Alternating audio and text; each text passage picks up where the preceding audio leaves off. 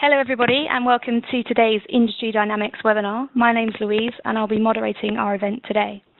Our topic today is automated buffer exchange, leveraging automation to streamline small-scale formulation screening, and will be presented by Peter Soler, Research Investigator at Bristol-Myers Squibb, and Russell Burge, Senior Application Scientist at Unchained Labs. So let's begin with a brief introduction to today's sponsor, Unchained Labs. Unchained Labs is all about helping researchers break free from tools that just don't cut it, unleashing problem-tackling products that make a huge difference in the real science they do every day. Drug development in small or large molecule is a challenge. That's why Unchained Labs uncaged the right tools for the job to solve researchers' biggest challenges, from analytical tools to fully automated workflows. And introductions to our speakers for today. Peter Soler earned a Ph.D. from the University of California at Berkeley, where he designed and developed microfluidic systems for study of mass transport across silicon membranes and kidney epithelial cells. His work was part of a multi-university effort spearheaded at the University of California, San Francisco, on the development of a silicon nanopore membrane-based implantable bioartificial kidney.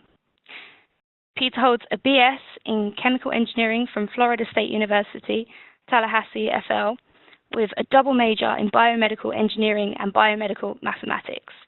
Currently, Peter is a lead automation scientist for Biologics Formulation Development at Bristol-Myers Squibb.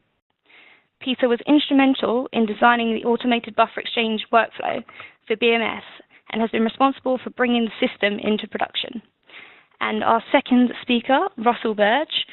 Russell Burge earned a Ph.D. in molecular biology and biochemistry from the Scripps Research Institute in La Jolla, California.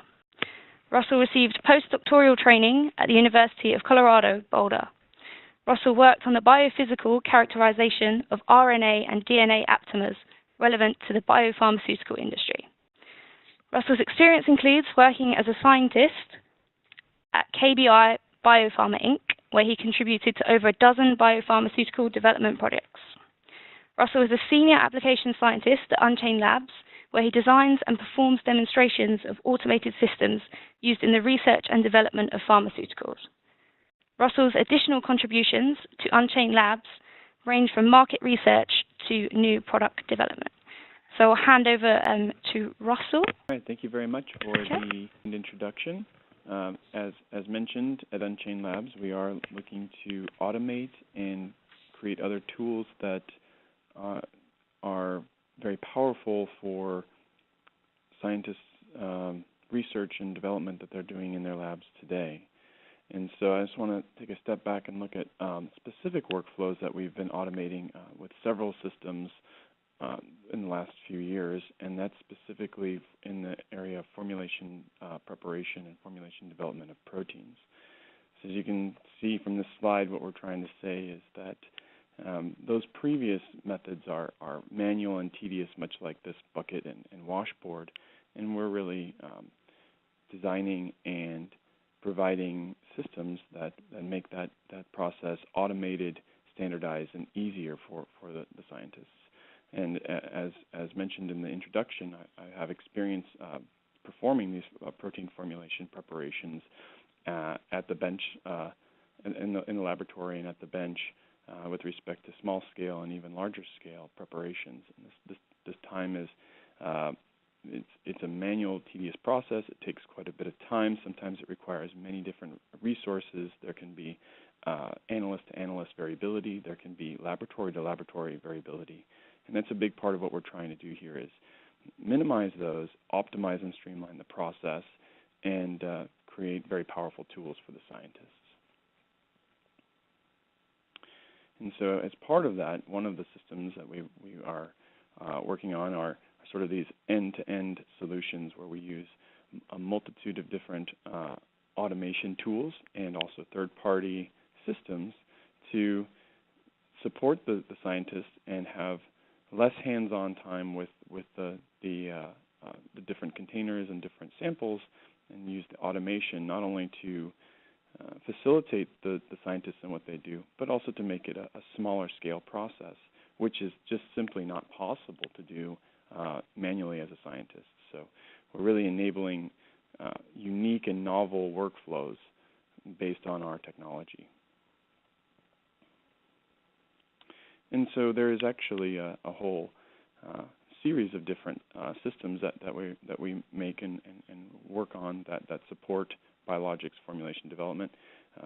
As mentioned, we'll really focus on buffer exchange as part of the title of this webinar. But really, there are different systems that can prepare samples. They can prepare samples from the beginning. They can make analytical samples. They can perform the buffer exchange, which we're going to hear a lot about today.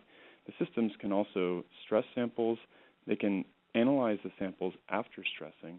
They can manage the data using a powerful software program called LEA, which basically can network all the different computers that are running these different analytics and bring all of that information into one database to create very easy to understand reports. And I think we'll hear a little bit about that later. And so just to give a quick introduction to the sort of type of system that we typically are making for buffer exchange specifically, these are sort of what we call our biologics formulation systems.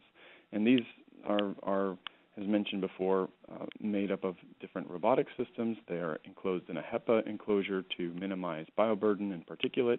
And we really have the ability to work with different pharmaceutical or biotech companies to identify which analytical capabilities they want, and we can actually physically integrate some of those. And then the system itself can perform the formulation, the analytical sample prep, and it can also do some processing. Some stressing, can do some stressing on the system, but it can also do some stressing as part of an integration with, let's say, some environmental chambers.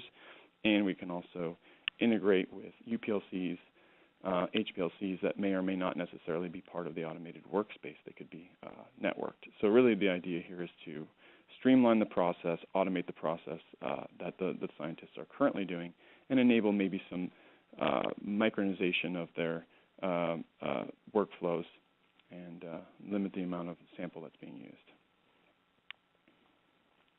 And that's really coming back to the benefits of automation. So if you can make these workflows efficient and small scale, you can save the amount of you can save material during the drug development process, and you can really facilitate perhaps accelerated timelines during development. As we mentioned before, we can integrate with instrumentation. That way, all the data is easily accessed once you've created this sort of large amount of data, which you're going to need to make decisions later. And we also have the ability to integrate with DOE software, both on the front end where we have our scientists and customers can use DOE to design the experiments, bring that into the automation software, and then after the automation runs the different experiments and different time points, then it's easy to bring that data back into the DOE and make use of those very powerful statistical tools that are available in the DOE package. And really the idea here is to make systems that will improve the productivity, the throughput, and the quality and the safety of the work that's done in the formulation development labs. And we have many different applications of our automation for biologics drugs, and they're also applicable to peptides, nucleic acids, and other non-MAB type proteins. So again, today we're going to be really focusing on one specific application, which is the buffer exchange using this micro UFDF workflow. But we just want to make a quick note that the systems also have unique capabilities of microcapillary viscometry in high throughput mode, or higher throughput mode, if you will. We have a fully automated visual inspection station which can do non-destructive measurements of turbidity, color, and visible particles of proteins in vials or other biologics in vials.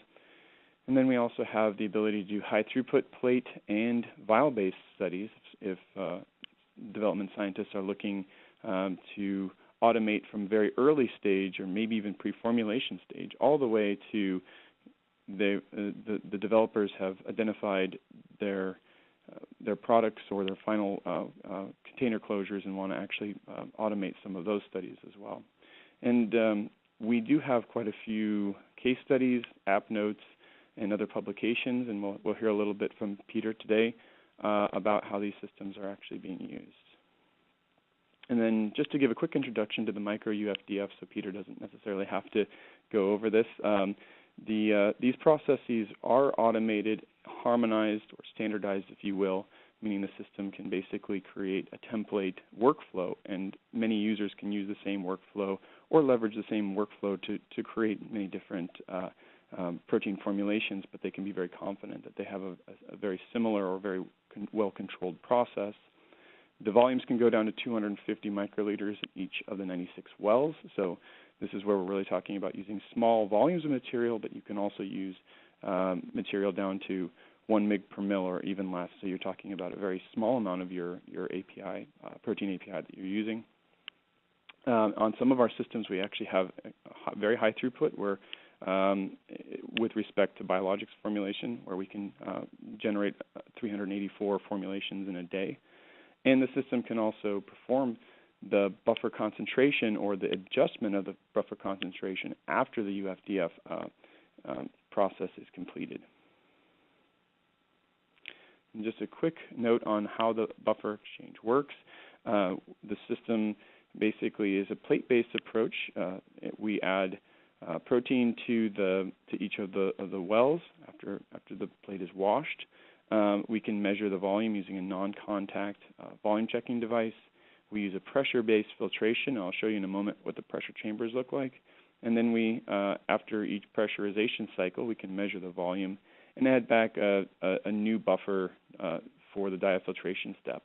What's important to note, we might not get into it today, but we actually have systems that can create the dia volume or the exchange buffer from salts and water, for instance. So you can actually automate not just the buffer exchange, not just the protein concentration adjustment. You can also fully automate the creation of your stock solutions and exchange buffers on the system as well. So going back to this process here, so after you add that exchange buffer I just mentioned, you can repeat this process to get a certain amount of buffer exchange completed, and at the end, the scientist has the ability to concentrate the protein relative to the initial protein concentration. They can dilute the protein, or they can keep the concentration relatively the same, and that material can then go into stability studies or be used for other purposes, or even sterile filtered on the system. I seem to be having some technical difficulties here. I see. So this one is a video, but it looks like it might not be working. So in any case, it's really just an image that Peter will be able to show in his slide deck. So we'll just skip over that. I think Peter will also mention this, that as mentioned before, the system will keep track of all of the different processes that are being performed, and it will also keep track of all the analytics. And the idea there is that after all of the different processes are completed, there'll be a straightforward way to query the database and put together reports to share across different scientists or maybe even different departments. So that's a big part of how the Freeslate systems work. They create a lot of information for you, but they also make it easy for you to get that information into reports where people can really digest and understand the information that's coming out of these studies. And so to give you an example what the reports look like, you can even have these reports where you have unique vial IDs, and as part of the vial IDs, you'll actually get information about when and where those different formulations were made. You can get information about various analytics. And in the end, you can basically export this to your DOE software programs and share it, analyze it with Excel or whatnot. So it really is flexible as far as what your workflow is, but you can have this sort of ability to look at the reports very rapidly here. And with that, I will hand it back over to Peter Soler, and he's going to tell us a little bit about his work with the buffer exchange systems from Freeslate. Thank you, Russell. As highlighted earlier, we're going to be describing our partnership with Unchained Labs for the development of a fully automated buffer exchange system. And so really here we had a strategic vision roughly 3 years ago to how can we best leverage automation to streamline some of our formulation screening. And here I highlight the fact that it's at small scale. And by that, what I mean is essentially at smaller volumes or smaller doses as compared to what is in the clinic. And so that's highlighting the fact that it's a smaller level. So some of the early stage development that we do here at BMS. And so to set the stage, I want to highlight that, we at BMS strive to work together for patients to prevail over serious diseases. So within the R&D group, we focus on that crucial handoff between discovery and manufacturing, where we really go about the business of transforming molecules into innovative medicines. And we find this truly rewarding work, and it takes many years in the process of drug development to get this across the lines.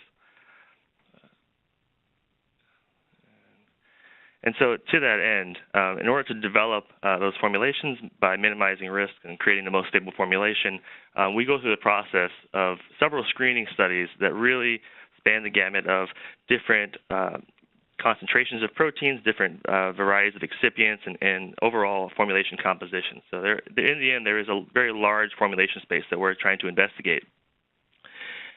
And so as patients are our focus and bringing new medicines to market is increasingly the need, we are always looking for new ways to deliver and drive our business performance.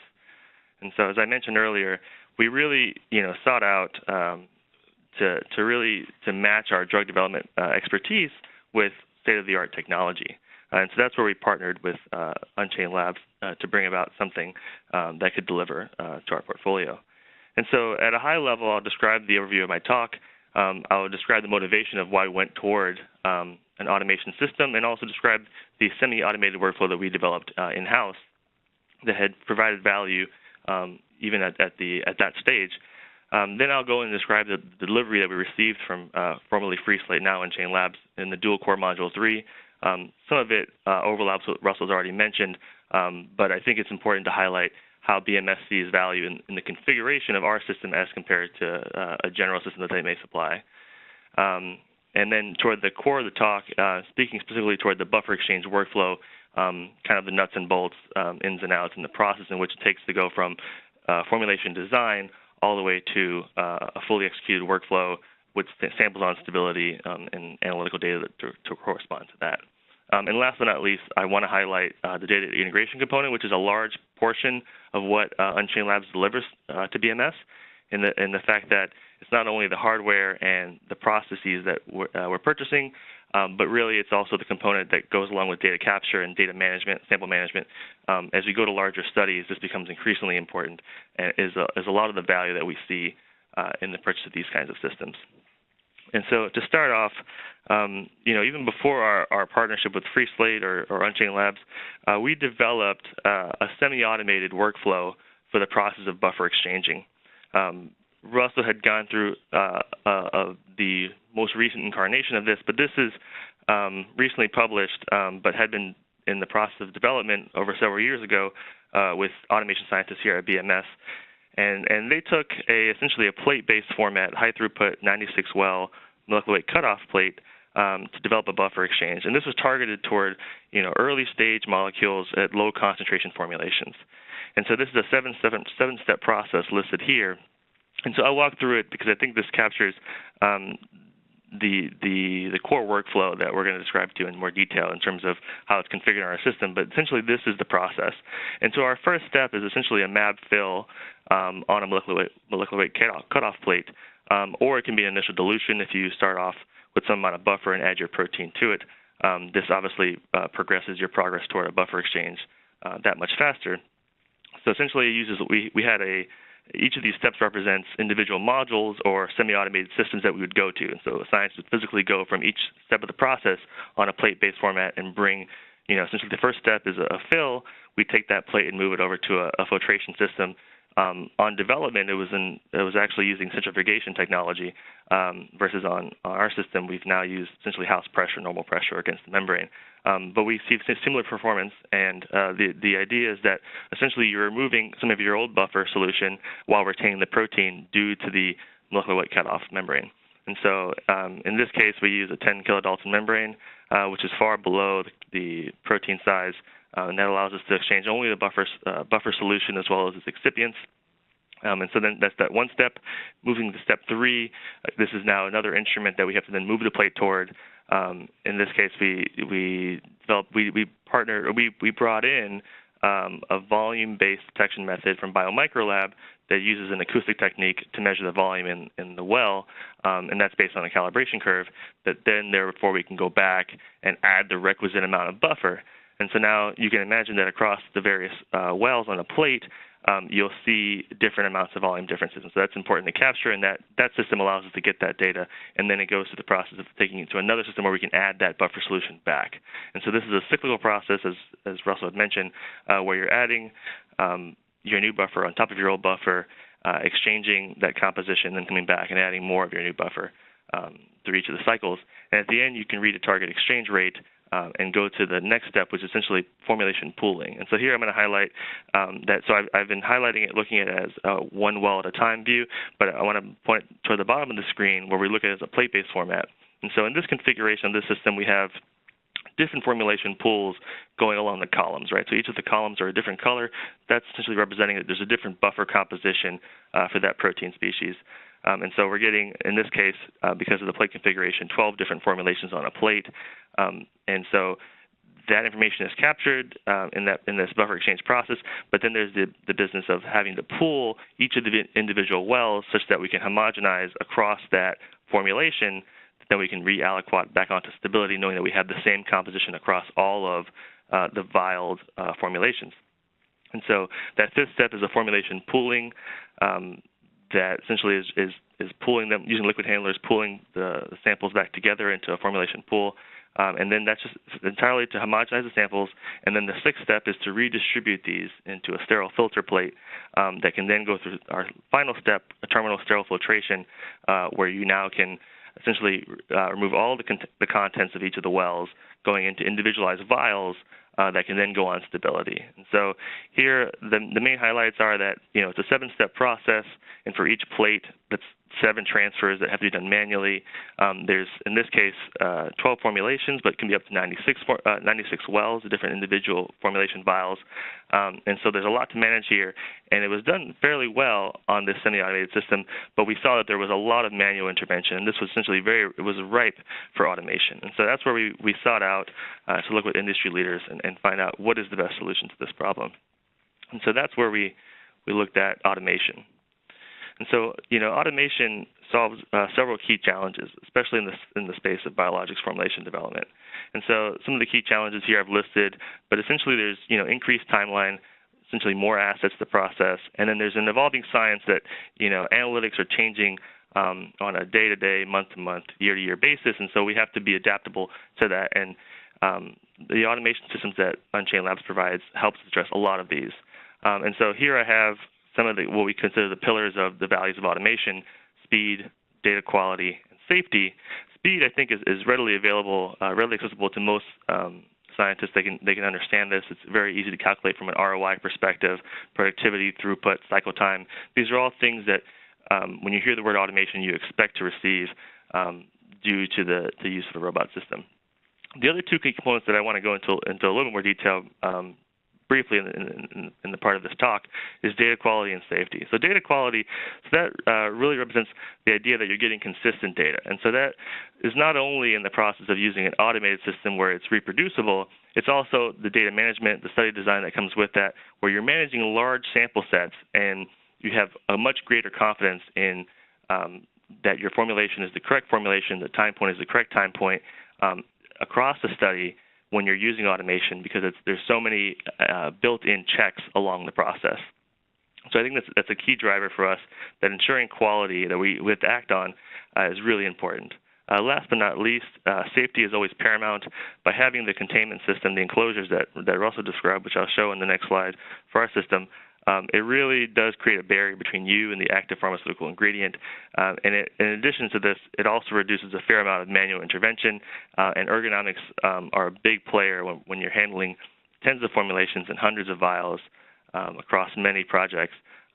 Automation does save a lot of pain in this case, much to the point of Russell's earlier points about manual process versus automated. And so how does this look when it comes to our shop? And so here's a description of the system similar to what Russell had described, but I think the key points are how our configuration system differs from that of the standard dual-core module delivery. And so as Russell pointed out, there are two sides of the system. There's a right-hand side and a left-hand side. Both systems have a HEPA flow enclosure, allowing you to minimize your bioburden and handle the proteins with aseptic handling conditions. And so the right-hand side of our system was delivered more than a year and a half ago, and the primary focus of the system is for sample preparation. And so this is a system that we use for neat spiking of excipients and preparing of samples for stability and processing those samples thereafter for analysis. And so some of the key analytics on this right-hand side are pH and viscosity. These are, we consider, real workhorses in terms of formulation screening. They're fully automated end-to-end and allow you to process a large sample set with minimal human intervention. The left-hand side is our custom deployment, where we have essentially the buffer exchange workflow, which we'll go into more detail in this presentation. And it's really essentially automating our semi-automated workflow, handling those components on that left-hand side. And so I'll go into more detail in the next few steps, but I also want to highlight here at this stage that the sterile filtration component, the volume check that are necessary for that workflow are on this left-hand side. An additional analytic that's vital for across all of our formulation development workflows is the UV-Vis. We use a Trinian drop sense that allows us to use a small volume to measure protein concentration based on absorbance at the 280 wavelength.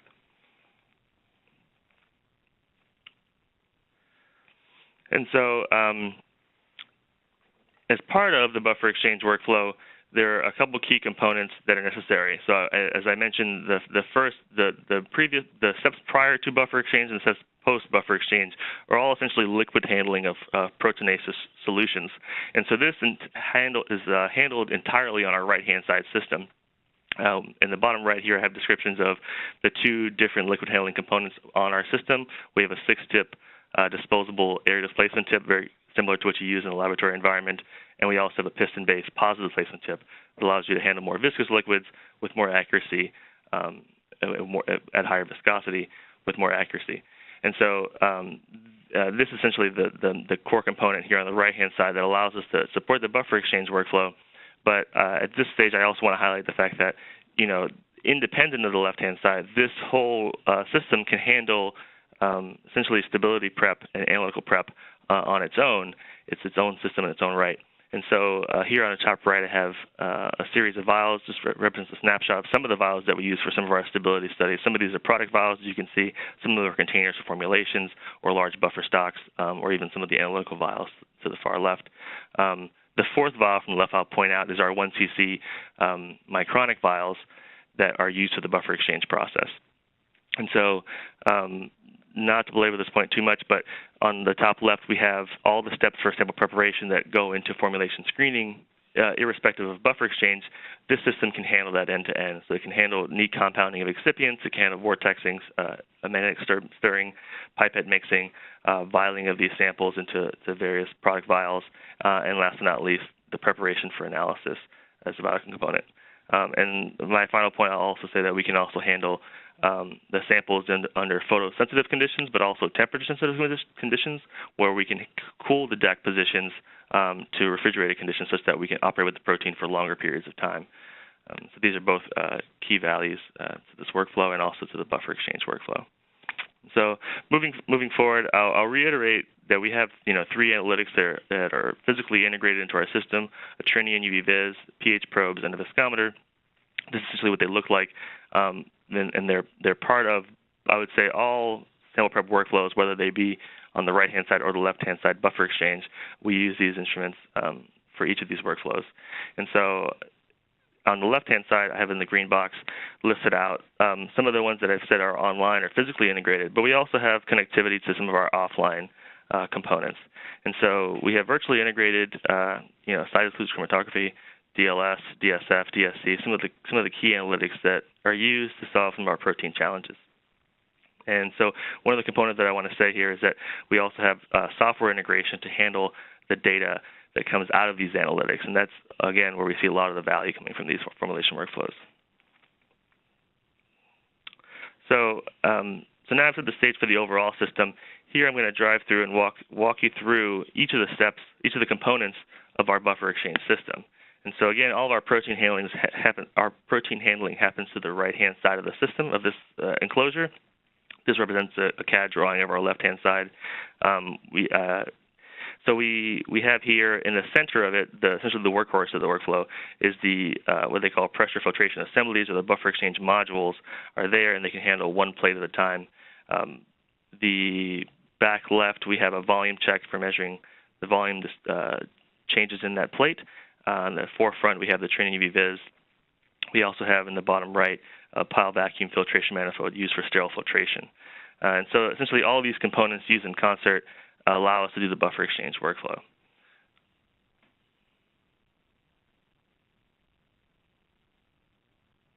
And so here I'm showing you the physical picture of our one of our 4 pressure filtration assemblies or buffer exchange modules, where here at the center of the picture we have a vial plate gripper essentially grabbing the plate. This is in this case a multi-plate cutoff plate, and it has essentially just finished a buffer exchange cycle inside the chamber opening.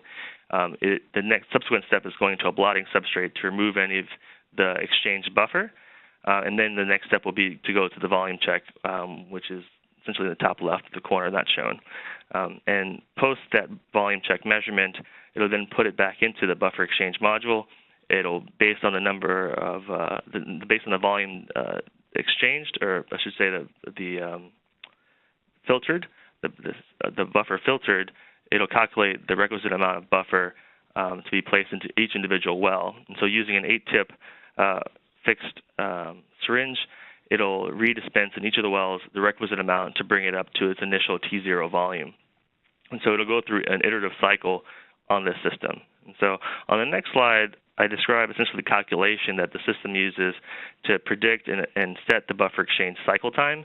And so at the onset, you'll have to set a conservative estimate. Usually we use around 15 minutes to say, after your initial volume check reading, essentially exchange for 15 minutes, measure the volumes, and then based on this formula, you can predict how long the next buffer exchange cycle should take. And so it'll go through that, and so iteratively it'll go and produce new times, and it'll get at every cycle more and more efficient at reaching its target filtration rate. And so I should say at this point that the target filtration percentage, we usually use 99% as a target buffer exchanged, is all done essentially using the volumes that were measured of how much is exchanged and how much is redispensed into solution. And so that's the buffer exchange system. And so how does this look from a formulation perspective, working with formulation scientists and interfacing with our colleagues to meet the project deliverables? And so, as I highlighted earlier, we have a very large formulation design space. Here I'm just showing a snapshot from JUMP, and this is the program that we use to draw upon to do design of experiments, to cover all of these factors. And here you can see that I've listed a description of a typical study where we're screening across pH, excipient type like sugars or amino acids, including surfactants, and then we'll put these on stability for different temperatures for multiple duration of time. And then we're looking for responses for physical or chemical degradation, or I should say physical aggregation or chemical degradation, and looking at the response on stability due to thermal stresses. And so this is essentially a snapshot of how it looks from that side. As Russell pointed out earlier, these systems and the software is easily integrated into these other software components where we can bring in worksheets of different compositions and essentially allow the system to produce those samples. And so once we have that transferred from one Excel doc to another Excel doc, we can then import it into our one of the key components to the automation suite that Unchained Labs delivers is Library Studio, which allows us to draw up a design for what the robot will run. And so essentially here I've shown a number of plates, and this represents essentially a one-plate buffer exchange. And so the top left plate is your buffer plate, so there's 8 buffers in a buffer trough. And then on the next plate is the molecular weight cutoff plate that represents your 8 by 12 96 well plate, where the buffer exchange will take place. The subsequent plate is your pooling plate, where post-buffer exchange, those contents are being pulled together into that next plate. These 8 formulation pools will then get redistributed to the next row line sterile filter plate, which will then be used to go to the sterile filtration manifold and then be fully expunged into the vials beneath it, and then these can be capped and put on stability. And so this differs in configuration from some of the schematics I showed you earlier, where the pools went along vertically, and then here now the pools or the formulations are horizontal. And so this represents essentially 8 formulation pools. And here we have listed a pH plate and a trinium plate that are some of our analytics that we use that are physically integrated. But again, we can add, the other components that for this study as needed. And so here I want to highlight that this is, the way I've shown it is it looks simple, and it is easy to digest and easy to read. However, when you get to larger studies, so this is 1 plate. This generates about 7 plates. One buffer exchange module. If you have 4 buffer exchange modules and you add analytics, this number a number of plates can add up to about 30 plates, which you can imagine is very difficult to handle manually, especially if they're individualized and not configured in this configuration. And so that's a lot of the power that comes from the Unchained Labs system, is that you're able to not only physically handle these formulations and produce them, but then also manage them on a recorded basis in the software. And so this becomes a vital component for our compliance and reporting parts of the process. And so, so here I highlighted the magnitude of the number of things that it has to handle. And so with that, the production and designing of designs for the software to run, it becomes, there's a lot of clicking, it's graphical programming, which yields lots of clicking and lots of manipulation digitally that can really be streamlined. And so that's where we partnered with formerly Freeslate to design a streamlining tool that essentially allows us to create the Library Studio design that Automation Studio will then run. And so it actually runs within the Automation Studio program to generate a Library Studio design that, putting in some of your basic conditions, vortex rates, dilution factors, pressure time, you can create your entire design without having to go and spend hours, sometimes days, depending upon if you need to do some validation of the protocol. So debugging, essentially, has to be done physically in the lab. Using a streamlining tool allows us to cut out all of that time, and this executes with all the number of steps you have to enter in less than an hour, roughly half an hour of design time. And so this really is considerable time savings. And so whereas, most folks think when they think automation, we're streamlining or saving the time spent executing. There's actually a fair amount of time spent designing and creating designs to run and then pulling back the data. That's a lot of the effort that I think we've partnered with Unchained Labs to drive, is not only minimizing execution time, but minimizing the design and analysis time. And so to me, the Streamline Design Creation tool is a big component to delivering these buffer exchange workflows. And so, as I mentioned earlier, or as Russell mentioned earlier, each of these software components and hardware components and analytical components can all essentially are all connected to an application server that then connects to an Oracle database that all of this is backed up and stored. So rather than running a study in a traditional lab where all the instruments that you utilize, so I described the 7-step process earlier, each of those own instruments have their own computers typically, on their own data sets that you have to then collate, compile, generate a report. These are all things in the manual process that take a fair amount of time. Having a number of instruments that are already connected from a software side allows you to save all of that integration, all that collation of data, is a really big part of the delivery.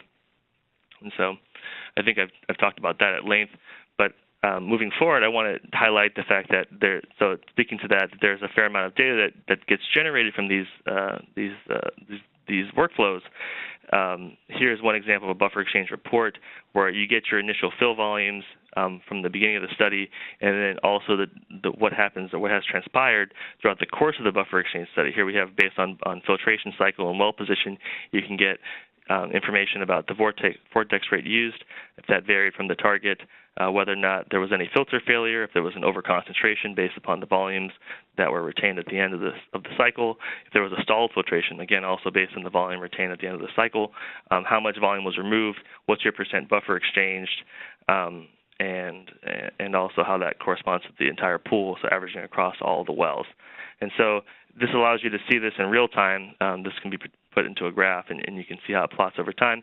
But it's also just good to have at the end of the study to know, what each individual component had went through the entire process. And so that's an important part. Whereas this may or may not be captured in a semi-automated workflow.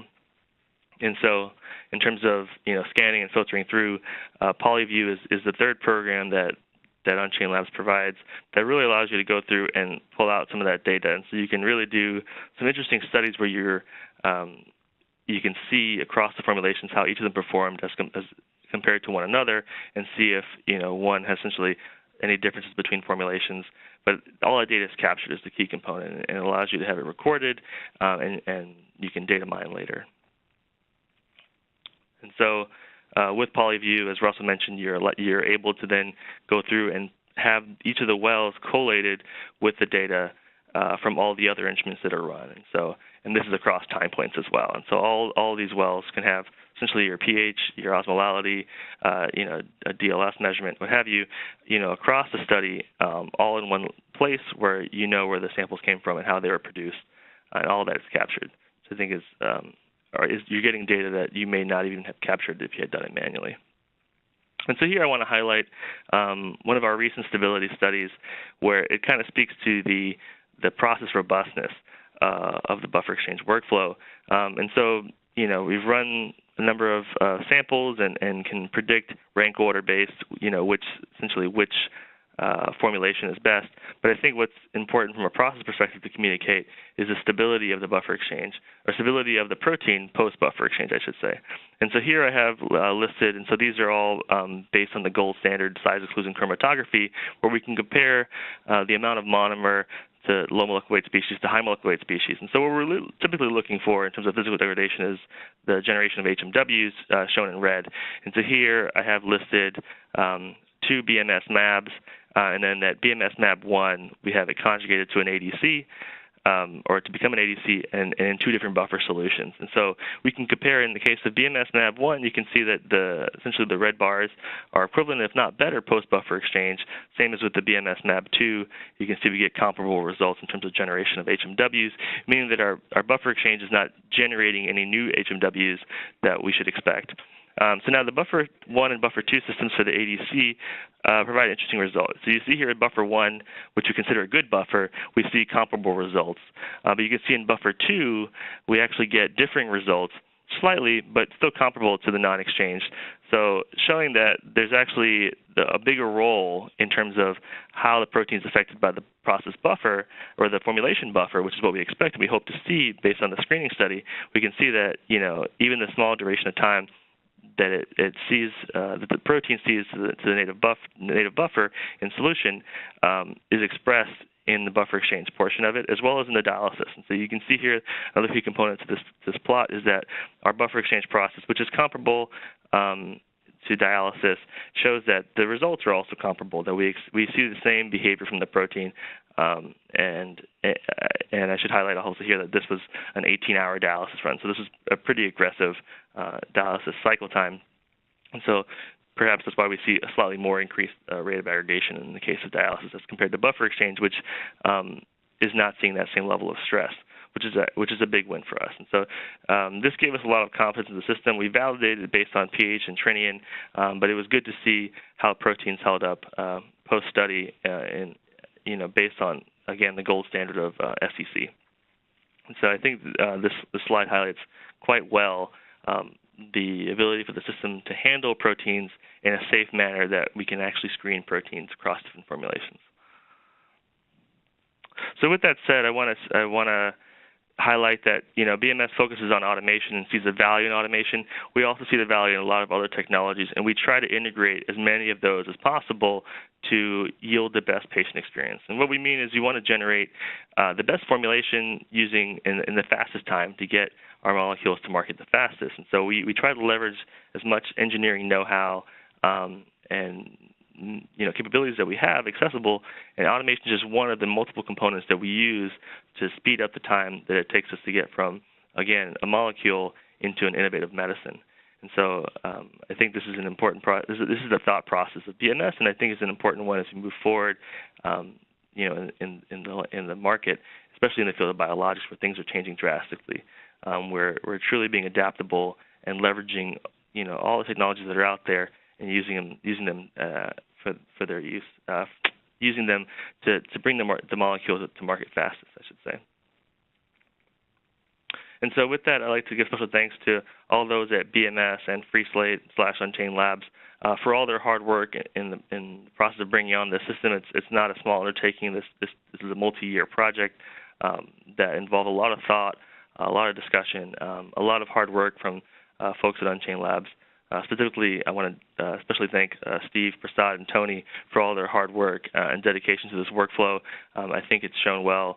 It's delivering for BMS, and I know that they're rolling out at other companies as well that see a lot of value in it. And it's even inspired much of their new work in the new Grunt system. And so, and last but not least, I want to thank our BMS project teams for supporting us on this and taking advantage of automation to support formulation screening.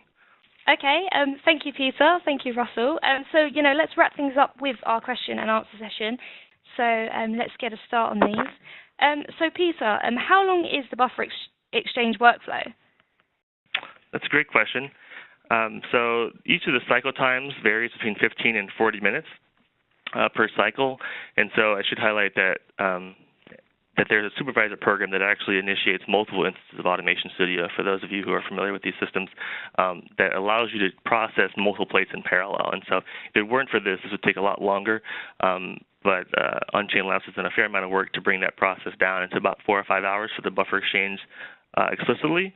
Now that the other steps that I mentioned, the plate loading, redistribution, and sterile filtration, take up the remainder of what ends up being a 10 to 12-hour workflow. And we've seen that, either here in California at peak network performance, we can actually get this down to 8 or 10 hours. And so right now we're driving toward getting to a faster and faster time. But it's safe to say that within 2 days we're able to achieve and produce a lot of formulations, compositions that can then be put on stability, which is vastly superior to our previously semi-automated workflow that took us about 2 weeks to deliver on. Okay, fantastic. So second question coming in here, actually. Can the system handle different variety of molecular weight cutoff plates? Great. Yes, it can. We've optimized around a 10 kilodalton molecular weight cutoff plate, but the system can handle multiple plate types and cutoff filter types. So this can be useful if you have a smaller protein. So we focus our work around MABs, which are about 150 kilodalton. So you could, if you're looking at smaller proteins, look for a different membrane that would allow you to improve performance. We optimize around this system primarily because of its ability to balance reliability and performance. So another question coming in here. Can the system check whether the mixing is correct by measuring volume or refractive index change or protein concentration? So we don't have an integrated refractive index measurement tool. We have the integrated Trinian and volume check instrument. So you can use both the Trinian and the volume check to essentially calculate how well your mixing was. I probably would primarily rely on the Trinian for that. And we've optimized that mixing step for the pooling. That's where we're truly doing our only mixing step. And so that's where the concern is, I would say, with mixing. That's your final formulation system. And I should also mention at this point that during the buffer exchange process, the pressure filtration manifold is also a vortexer. So you're actually stirring your samples during the buffer exchange process. And so that's in order to not have protein foul your membrane surface, but then also to get adequate mixing throughout the process. Okay, fantastic. So how much material is required for a study prepared via the buffer exchange? That's a good question. That amount is actually variable based on the number of plates or the size of your study, but our typical studies at about 10 mg per ml concentration, we usually require about 1 gram of protein to use 2 plates. That generates about 16 formulations, and that's about 6 mils per formulation. So that's our typical use case, and it's about sufficient for about 1 year's worth of data, not including particle characterization. Those analytics typically require more volume. Therefore, in the case of the scope of that study, we would reduce it to a 3 to 6 month study, which is actually aptly suited for some of our pre-FIH early stage assets. Okay, so can the system handle samples with different viscosities at the same time in the same plate? The answer is yes, but they should have similar viscosity. So any differences so if there's drastic differences in viscosity, then you'll end up having the more viscous solution be the rate-limiting step for the overall plate, since they're all connected. And so what that will mean essentially at the end of the buffer exchange cycle time, that your less viscous solutions will supersede the target buffer exchange, and your more viscous will essentially meet, but not be as buffer exchanged. But we'll still all samples will meet your buffer exchange symptom. But so essentially, all it does is delay the time in which it takes to do a buffer exchange. Okay, so one final question here: how does the system handle surfactants as part of the formulation? That's a great question. As is well known, surfactants can form micelles if you're above the CMC, and so that yields to co-concentrating their buffer exchange process. So consequently, we actually prefer to neat spike the surfactant after the pooling step, which essentially allows you to minimize any error due to some partial buffer exchange of surfactant. And so all the other excipients have no issue with being exchanged with the membrane, but we've noticed with surfactants and sometimes with chelators a behavior where we'll want to do it after. Okay, great. So thank you for that. Thank you for the live Q&A. A lot of questions that we managed to get through there. So that actually concludes today's webinar session. Thank you, Peter. Thank you, Russell. Thank you, everybody, for joining us today in our live session. And a big thank you to Unchained Labs. This session is now over. Goodbye, and have a great day.